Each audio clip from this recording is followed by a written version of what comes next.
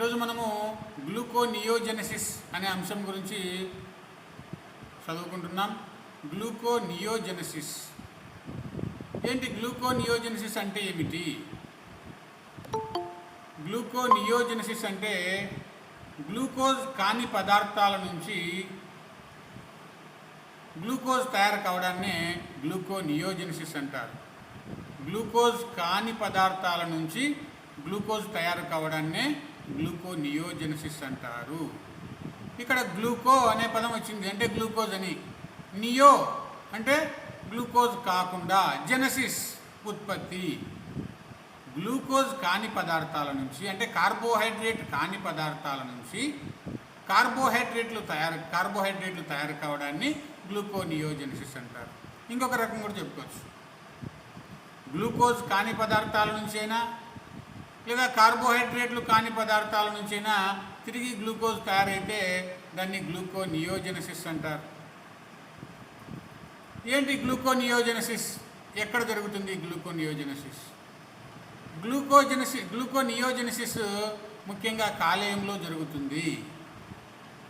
కాలేయంలో ఈ ప్రక్రియ జరుగుతుంది. అయితే కొంతవరకు మూత్రపిండాల్లో మరియు చిన్న ప్రేవులో కూడా ఇటువంటి పరిస్థితులు ఉంటాయి, గ్లూకోనియోజెనసిస్ పరిస్థితులు ఉంటాయి. రైట్, మనకు గ్లూకోజెనసిస్ అంటే గ్లూకోజ్ ఉత్పత్తి అయ్యే విధానం తెలిస్తే మనకు గ్లూకోనియోజెనసిస్ అంటే గ్లైకాలసిస్కు రివర్స్లో ఈ రియాక్షన్ ఉంటుంది. గ్లూకోజ్ ఎలా తయారవుతుంది, గ్లూకోజ్ తర్వాత ఏ విధంగా విచ్ఛిన్నమవుతుందో మనకు అర్థమైతే గ్లూకోనియోజెనసిస్ కూడా చాలా సులభంగా అర్థమవుతుంది.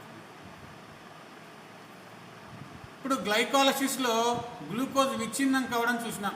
గ్లైకాలసిస్లో ఏం జరుగుతుంది? గ్లైకాలసిస్లో గ్లూకోజ్ అనేది గ్లూకోజ్ 6 ఫాస్ఫేట్గా, తర్వాత గ్లూకోజ్ 1,6 బైఫాస్ఫేట్గా, తర్వాత గ్లిజరాల్డిహైడ్ 3 ఫాస్ఫేట్గా, ఈ విధంగా చివరకు పైరువేట్గా తయారవుతుంది గ్లైకాలసిస్లో. అంటే 6 కార్బన్ పరమాణువులు కలిగినటువంటి గ్లూకోజు విడగొట్టబడి 3 కార్బన్ పరమాణువులు కలిగినటువంటి 2 పైరువేట్ అణువులు ఏర్పడతాయి. ఇది గ్లైకాలసిస్ యొక్క ఉద్దేశము. ఆ పద్ధతిలో గ్లైకాలసిస్ జరుగుతుంది. కానీ గ్లూకోనియోజెనసిస్లో పైరువేట్ నుంచి తిరిగి గ్లూకోజ్ ఏర్పడుతుంది. ఇక్కడ పైరువేట్ అనేది గ్లూకోజ్కు సంబంధించిన పదార్థం కాదు. దీన్ని ఒక ఇంటర్మీడియటరీ మెటబొలైట్ అంటారు. ఇది ఒక అమైనో ఆమ్లం కింద చెప్పుకోవచ్చు పైరువేట్ అనేది. ఈ పైరువేట్ నుంచి తిరిగి గ్లూకోజ్ ఏర్పడితే దాన్ని గ్లూకోనియోజెనసిస్ అంటారు. పైరువేట్ నుంచి తిరిగి గ్లూకోజ్ ఏర్పడతారు, దాన్నే గ్లూకోనియోజెనసిస్ అంటారు. మరి పైరువేట్ నుంచే కాకుండా కొన్ని రకాల కొవ్వుల నుంచి కూడా గ్లూకోజ్ ఏర్పడే పద్ధతిని గ్లూకోనియోజెనసిస్ అంటారు. గ్లూకోనియోజెనసిస్ నుంచి యొక్క ఫ్లో చార్ట్ మీరు ఒక్కసారి చూడండి, దాని ప్రకారం జరుగుతుంది. ఇక్కడ కింద నుంచి వస్తే పైరువేట్. మొదట మనము పైరువేట్ను తీసుకుంటున్నాం. పైరువేట్ అనేది పైరువేట్ కార్బాక్సిలేజ్ అనే ఎంజైమ్ సమక్షంలో ఆక్సాలో అసిటేట్గా మారుతుంది. ఆక్సాలో అసిటేట్ పిఈపి కార్బాక్సీ కైనేజ్ అనే ఎంజైమ్ సమక్షంలో ఫాస్ఫో ఇనాల్ పైరువేట్గా మారుతుంది. ఇక్కడ ఒక జీటీపీ ఖర్చు అవుతుంది. అదేవిధంగా మొదటి చర్యలో ఒక ఏటీపీ, తర్వాత రెండవ చర్యలో ఒక జీటీపీ ఖర్చు అవుతుంది. పైరువేట్ నుంచి ఆక్సాలో అసిటేట్ ఏర్పడేటప్పుడు ఒక ఏటీపీ ఖర్చు అవుతుంది. ఆక్సాలో అసిటేట్ నుంచి ఫాస్ఫోయినాల్ పైరువేట్ ఏర్పడేటప్పుడు ఒక జీటీపీ అణువు ఖర్చు అవుతుంది. ఇక్కడ పైరువేట్ నుంచి ఆక్సాలో అసిటేట్గా మారాలంటే అక్కడ పైరువేట్ కార్బాక్సిలేజ్ అనే ఎంజైమ్ అవసరం. అదేవిధంగా ఆక్సాలో అసిటేట్ ఫాస్ఫో ఇనాల్ పైరువేట్గా మారాలంటే ఫాస్ఫో ఇనాల్ పైరువేట్ కార్బాక్సీ కైనేజ్ అనే ఎంజైమ్ అవసరం. తర్వాత ఫాస్ఫో ఇనాల్ పైరువేట్ అనేది 2-ఫాస్ఫోగ్లిజరేట్గా మారుతుంది ఇనోలేజ్ అనే ఎంజైమ్ సమక్షంలో. ఇనోలేజ్ అనే ఎంజైమ్ సమక్షంలో ఫాస్ఫో ఇనాల్ పైరువేట్ అనేది 2-ఫాస్ఫోగ్లిజరేట్గా మారుతుంది. ఇక్కడ ఒక నీటి అణువు బయటికి విడుదలవుతుంది. 2 గ్లిజరేట్ 3 గ్లిజరేట్గా మారుతుంది గ్లిజరోమ్యూటేజ్ అనే ఎంజైమ్ సమక్షంలో. గ్లిజరోమ్యూటేజ్ అనే ఎంజైమ్ సమక్షంలో 2 గ్లిజరేట్ 3 గ్లిజరేట్గా మారుతుంది. ఈ 3 గ్లిజరేట్ అనే పదార్థము ఒక ఏటీపీ అణువును ఖర్చు చేసి 1,3 గ్లిజరేట్గా మారుతుంది గ్లిజరేట్ మ్యూటేజ్ అనే ఎంజైమ్ సమక్షంలో. 3 గ్లిజరేట్ అనే పదార్థము ఒక ఏటీపీ ఉపయోగించుకొని గ్లిజరేట్ మ్యూటేజ్ అనే ఎంజైమ్ సమక్షంలో 1,3 గ్లిజరేట్గా మారుతుంది. ఈ 1,3 గ్లిజరేట్ గ్లిజరాల్డిహైడ్ 3 డిహైడ్రోజనేజ్ అనే ఎంజైమ్ సమక్షంలో గ్లిజరాల్డిహైడ్ 3 మారుతుంది. ఇక్కడ NADH అనేది NADగా ఆక్సీకరణ జరుగుతుంది. 1,3 గ్లిజరేట్ అనేది గ్లిజరాల్డిహైడ్ 3 మారుతుంది. ఇక్కడ పనిచేసే ఎంజైము గ్లిజరాల్డిహైడ్ 3 డిహైడ్రోజనేజ్ అనే ఎంజైము పనిచేస్తుంది. మరి గ్లిజరాల్డిహైడ్ 3 అవసరమైనప్పుడు డైహైడ్రాక్సీ అసిటోన్ ఫాస్ఫేట్గా మార్పు చెందగలదు. ఇక్కడ ఐసోమరేజ్ అనే ఎంజైమ్ పనిచేస్తుంది. ఈ గ్లిజరాల్డిహైడ్ 3 కానీ డైహైడ్రాక్సీ అసిటోన్ ఫాస్ఫేట్ కానీ ఆల్డోలేజ్ అనే ఎంజైమ్ సమక్షంలో ఫ్రక్టోజ్ 1,6 మారుతుంది. ఫ్రక్టోజ్ 1,6 అనే పదార్థము ఫ్రక్టోజ్ 1,6 అనే ఎంజైమ్ సమక్షంలో ఒక నీటి అణువును గ్రహించి ఫ్రక్టోజ్ 6 మారుతుంది. ఫ్రక్టోజ్ 6 ఫాస్ఫోగ్లూకో ఐసోమరేజ్ అనే ఎంజైమ్ సమక్షంలో గ్లూకోజ్ 6 మారుతుంది. గ్లూకోజ్ 6 ఒక నీటి అణువును గ్రహించి గ్లూకోజ్ 6 మారుతుంది. గ్లూకోజ్ 6 అనేది గ్లూకోజ్గా మారుతుంది గ్లూకోజ్ 6 అనే ఎంజైమ్ సమక్షంలో. ఈ విధంగా పైరువేట్ అనేది చివరకు గ్లూకోజ్గా మారింది. పైరువేట్ అనేది కార్బోహైడ్రేట్ కాదు, ఇది ఒక అమైనో యాసిడ్ ప్రికర్సర్ మాలిక్యూల్ అంటారు. ఈ అణువు అనేక ఎంజైమాటిక్ చర్యలు జరిగి చివరకు గ్లూకోజ్గా మార్పు చెందుతుంది. దీన్నే రివర్స్ గ్లైకాలసిస్గా చెప్పుకోవచ్చు మనం. రివర్స్ గ్లైకాలసిస్లో ఏం జరుగుతుంది? గ్లూకోజ్ నుంచి పైరువేట్ ఏర్పడుతుంది. మరి గ్లూకోనియోజెనిసిస్లో పైరువేట్ నుంచి గ్లూకోజ్ అనేది ఏర్పడుతుంది.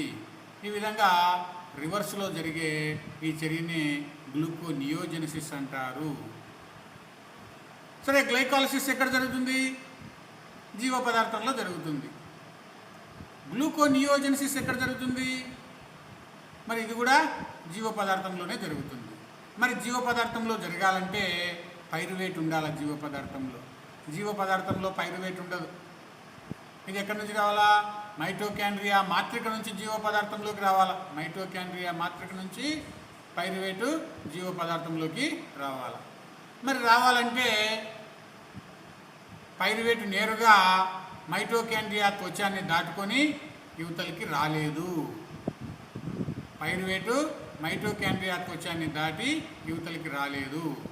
ఇక్కడ ఏం జరుగుతుందంటే మ్యాలేట్ షంట్ అనే ఒక ప్రక్రియ జరుగుతుంది. మ్యాలేట్ షంట్ అనేది జరగడం వల్ల పైరువేటు మైటోకాండ్రియా త్వచాన్ని దాటుకొని యువతలకి వస్తుంది. మీరు ఒక్కసారి స్క్రీన్ మీద చూడండి.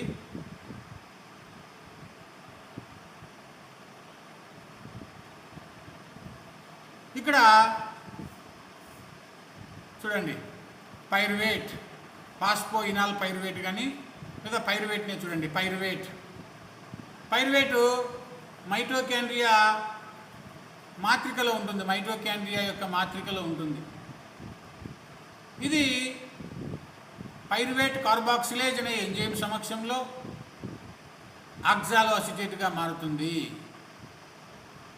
ఆక్సాలో అసిటేటు మ్యాలేట్ డిహైడ్రోజనేజ్ అనే ఎంజైమ్ సమక్షంలో మ్యాలేట్గా మారుతుంది.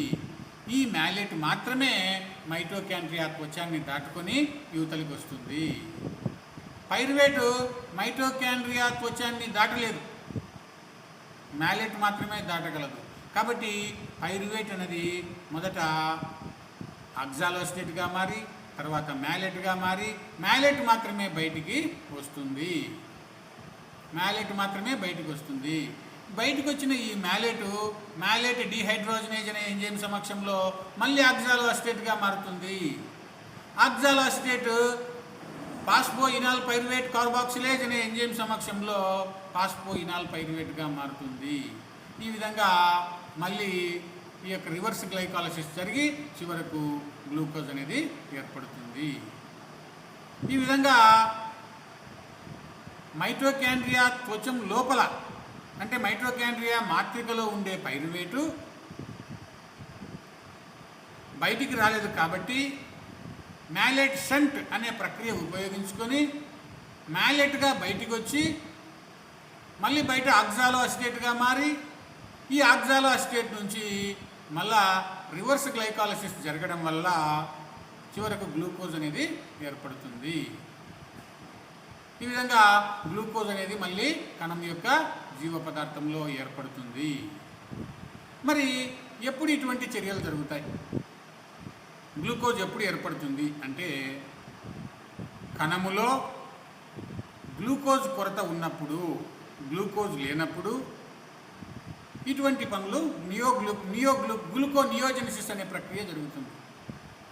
కణములో గ్లూకోజ్ అనే నిల్వలు నిండుకున్నప్పుడు అంటే పూర్తయిపోయినప్పుడు గ్లూకోనియోజెనిసిస్ అనే ప్రక్రియ జరిగి గ్లూకోజ్ కాని పదార్థాలైన పైరువేట్ కానీ డైహైడ్రాక్సీ అసిటోన్ ఫాస్ఫేట్ కానీ లేదా కొన్ని రకాల కొవ్వు పదార్థాలు కానీ ఇవన్నీ గ్లూకోజ్గా మార్చబడి కణానికి అందివ్వడం జరుగుతుంది. ఆ విధంగా రివర్స్ గ్లైకాలసిస్ ప్రక్రియనే మనం ఇక్కడ గ్లూకోనియోజెనిసిస్ అంటున్నాము. మరి ఒకేసారి రెండు చర్యలు దాదాపు జరగవు. గ్లైకాలసిస్ మరియు గ్లూకోనియోజెనిసిస్ రెండు ప్రక్రియలు ఒకేసారి జరగవు. ఆ విధంగా జరిగితే దాన్ని ఫుటైల్ సైకిల్ అంటారు. గ్లైకాలసిస్ మరియు గ్లూకోనియోజెనిసిస్ రెండు ప్రక్రియలు ఒకేసారి జరిగితే దాన్ని ఫుటైల్ సైకిల్ అంటారు. అంటే ఇక్కడ ఎనర్జీ వేస్ట్ అయిపోతుంది. గ్లైకాలసిస్లో మనకు నికరంగా 2 ఏటీపీలు ఏర్పడుతుంటాయి, 2 ఏటీపీలు తయారవుతుంటాయి. గ్లూకోనియోజెనిసిస్ ద్వారా ఏం ఏర్పడుతున్నాయి? గ్లూకోజ్ ఏర్పడుతుంది, 2 ఎన్ఏడీలు ఏర్పడుతున్నాయి, 4 ఏడీపీలు ఏర్పడుతున్నాయి, 2 జీడీపీలు, 6 పైరోఫాస్ఫేట్లు ఇనార్గానిక్ ఫాస్ఫేట్లు ఏర్పడుతున్నాయి. ఈ విధంగా 2 చర్యలు ఒకటేసారి జరిగితే కొంత శక్తి నష్టం అనేది జరుగుతుంది. గ్లైకాలసిస్లో 2 ఇనార్గానిక్ ఫాస్ఫేట్లు ఏర్పడతాయి, గ్లూకోనియోజెనిసిస్లో 6 ఇనార్గానిక్ ఫాస్ఫేట్లు ఏర్పడతాయి. నికరంగా 4 ఫాస్ఫేట్ అణువులు వేస్ట్ కావడం జరుగుతుంది. ఈ విధంగా గ్లూకోనియోజెనిసిస్ అనే ప్రక్రియ ఉంటుంది. మరి గ్లూకోజ్ నుంచే కాకుండా మరి గ్లూకోజ్ కాని పదార్థాల నుంచి అంటే పైరువేట్ నుంచి గ్లూకోజ్ తయారవుతుందని చెప్పినాం. ఇక్కడ గ్లిజరాల్ నుంచి కూడా గ్లూకోజ్ తయారయ్యే ప్రక్రియను మీరు చూడండి. గ్లిజరాళ్ళు మన శరీరంలో ముఖ్యంగా రక్తంలో ట్రైగ్లిజరైడ్ల రూపంలో ఉంటాయి. ట్రైగ్లిజరైడ్ల రూపంలో ఈ యొక్క కొవ్వు ఆమ్లాలనే ట్రైగ్లిజరైడ్లు లేదా ఫ్యాటీ యాసిడ్లు అంటారు. ఇవి అడిపోసైట్లలోనే గ్లిజరాల్గా మారుతాయి. ఈ గ్లిజరాల్ రక్తము ద్వారా కాలేయాన్ని చేరుకుంటుంది. గ్లిజరాల్ అనేది కూడా కొవ్వే. ఈ గ్లిజరాల్ ఫాస్ఫేట్గా మారుతుంది కాలేయములో. ఈ గ్లిజరాల్ ఫాస్ఫేట్ నుంచి డైహైడ్రాక్సీ అసిటోన్ ఫాస్ఫేట్ ఏర్పడుతుంది. ఈ డైహైడ్రాక్సీ అసిటోన్ ఫాస్ఫేట్ మళ్ళీ ఏ విధంగా మనకు గ్లూకోనియోజెనిసిస్లో చెప్పినట్టు దాని నుంచి డైహైడ్రాక్సీ అసిటోన్ ఫాస్ఫేట్ నుంచి మళ్ళీ గ్లూకోజ్ ఏర్పడుతుంది. ఈ గ్లూకోజు మళ్ళీ రక్తంలోకి కానీ అవసరమైన కణజాలాల్లోకి కానీ పోవడం జరుగుతుంది. ఇక్కడ గ్లిజరాల్ నుంచి గ్లిజరాల్ ఫాస్ఫేట్ మరియు డైహైడ్రాక్సీ అసిటోన్ ఫాస్ఫేట్ ఏర్పడాలంటే అవసరమైన ఒక ప్రత్యేక ఎంజైమ్ కాలేయంలో ఉంది. దాని పేరు గ్లిజరాల్ కైనేజ్. గ్లిజరాల్ కైనేజ్ అనే ఎంజైమ్ కాలేయంలో ఉంది. కాబట్టి కాలేయంలోనే ఈ గ్లూకోనియోజెనిసిస్ అనే ప్రక్రియ జరుగుతుంది. ఈ గ్లిజరాల్ను గ్లూకోజ్గా మార్చేస్తుంది. మనం ఇంతకుముందు పైరువేట్ను గ్లూకోజ్గా మారుతుందని చెప్పినాం, అది కరెక్టే. అంతేకాకుండా గ్లిజరాల్ కూడా గ్లూకోజ్గా మారుతుంది, ఇది కరెక్టే. ఇది కాలేయంలోనే జరుగుతుంది.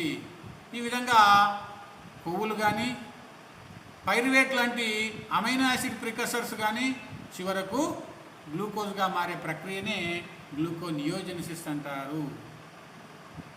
అంతేకాకుండా లాక్టేట్గా కూడా గ్లిజరాల్గా లాక్టేట్ కూడా గ్లూకోజ్గా మారుతుంది. ఎర్రక్త కణాల్లో కానీ తర్వాత కండర కణాల్లో కానీ లాక్టేట్ అనేది ఏర్పడుతుంది. ఈ లాక్టేట్ కూడా ఏమేర్పడుతుంది?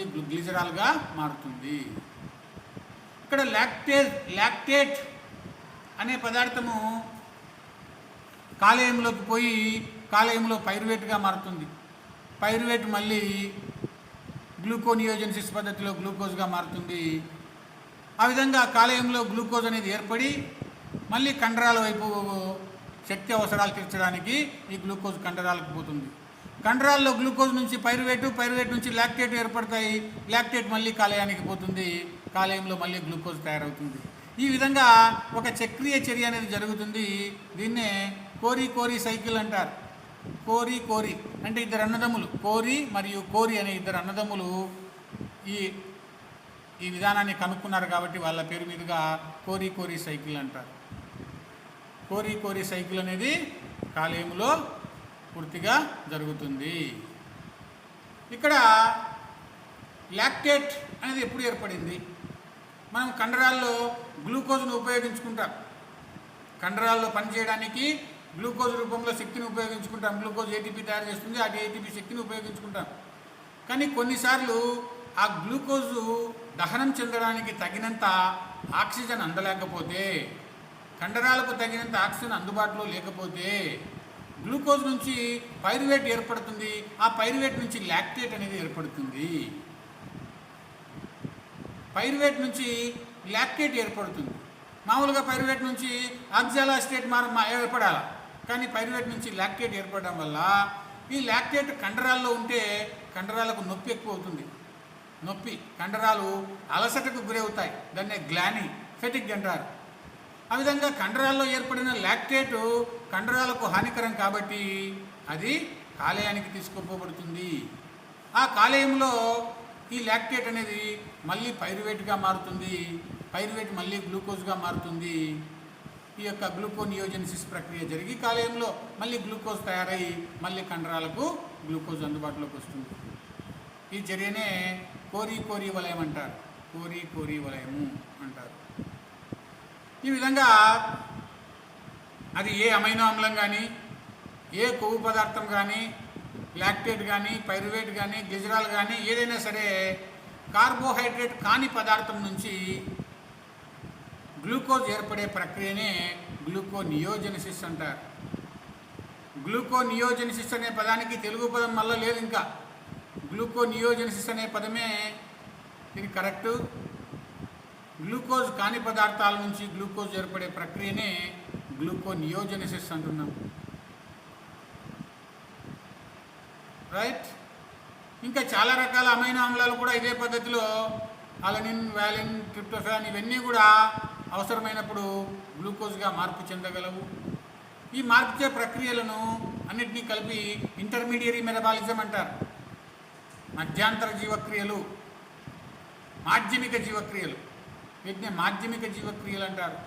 ఆ విధంగా అనేక మాధ్యమిక జీవక్రియలు జరిగి చివరకు గ్లూకోజ్ అనేది ఏర్పడుతుంది. గ్లూకోజ్ తక్షణ శక్తి అవసరాల కోసం కండరాలకు సరఫరా చేయబడుతుంది. కండరాలు మళ్ళీ గ్లూకోజ్ నుంచి పైరువేట్ ఏర్పడుతుంది. ఈ పైరువేట్కు ఆక్సిజన్ అందుబాటులో ఉంటే అది ఆక్సాలోఅసిటేట్గా మారుతుంది. ఆక్సిజన్ అందుబాటులో లేకపోతే అది లాక్టేట్గా మారుతుంది. ఆక్సాలోఅసిటేట్గా మారితే అది మళ్ళీ క్రెబ్స్ సైకిల్లో పోతుంది. అలా నుంచి ఎలక్ట్రాన్ రవాణాలకు పోతుంది. ఆక్సిడేటివ్ ఫాస్ఫారిలేషన్ ద్వారా ఏటీపీలు తయారవుతాయి. కాబట్టి అది యొక్క పద్ధతి. కానీ ఆక్సిజన్ అందుబాటులో లేకపోతే పైరువేట్ లాక్టేట్గా మారుతుంది. ఇది కండరాలకు హానికరం కాబట్టి ఇది వెంటనే లివర్కు పోతుంది. లివర్లో మళ్ళా రివర్స్ గ్లైకాలసిస్ అంటే గ్లూకోనియోజెనిసిస్ జరిగి మళ్ళా గ్లూకోజ్ అనేది ఏర్పడుతుంది. ఈ మొత్తం ప్రక్రియలనే మనము గ్లూకోనియోజెనిసిస్ అంటున్నాం. గ్లూకోనియోజెనిసిస్. రైట్, మీకు ఏమైనా డౌట్లు ఉంటే అడగండి. గ్లూకోనియోజెనిసిస్కి సంబంధించి మీకు ఏం డౌట్లు ఉన్నాయో కూడా అన్మ్యూట్ చేసుకోండి, నాతో మాట్లాడండి.